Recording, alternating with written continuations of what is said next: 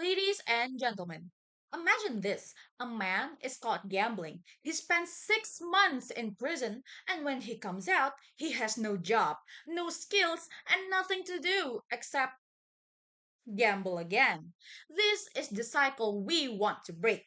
My name is Keyla Denisa Putri from SMAN Negeri 1 Jember. I stand today in strong support of the motion that states this house would give social service and skill training for gambling offenders rather than imprisonment. But I would like to limit my proposal. I am not talking about big mafia bosses or organized crime syndicates who profit from gambling. My model only applies to first time or small scale gambling offenders, the people who fall into gambling due to addiction or poverty. Moving on to the definition and mechanism. Social service.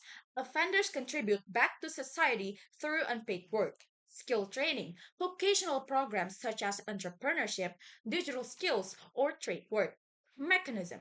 Instead of prison, offenders are assigned community service, mandatory counseling, and certified skill training. If they refuse or reoffend, then imprisonment applies. Moving on to my first argument, rehabilitation works, prison fails. According to the World Health Organization, gambling addiction is a mental health disorder. Punishing addicts with prison is like punishing a sick person instead of treating them. Social service and skill training fix the root cause, giving people alternatives and hope. Argument 2, economic logic. 2018 US study showed rehabilitation programs cut reoffending by 40%. Meanwhile, imprisonment is expensive. It costs governments far more to keep someone behind bars than to train them. The model turns offenders into taxpayers, not burdens. Argument 3, community repair. Social services forces offenders to give back directly. Instead of wasting in prison, they help society, clean parks, or assist in public service. This rebuilds trust within the community. Argument 4, proportional justice. Gambling is not violent. Locking people up like dangerous criminals is excessive and violates restorative justice principles.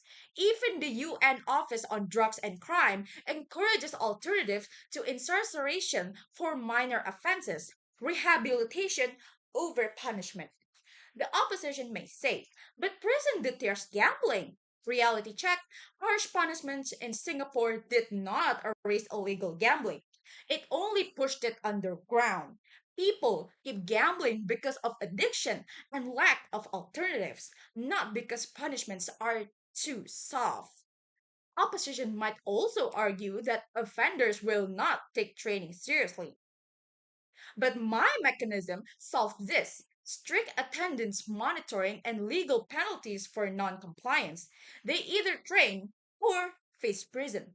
This ensures accountability. Prison often makes people worse. An RAND Corporation study shows vocational training reduces recidivism by 43%. Contrast, prison networks create hardened criminals. Why turn a small time gambler into an even bigger criminal? This debate is not about excusing crime. It's about choosing the smarter solution. Gambling offenders do not need iron bars, they need skills, guidance, and most importantly, a second chance. I have shown you the limitation. I have also shown you my mechanism.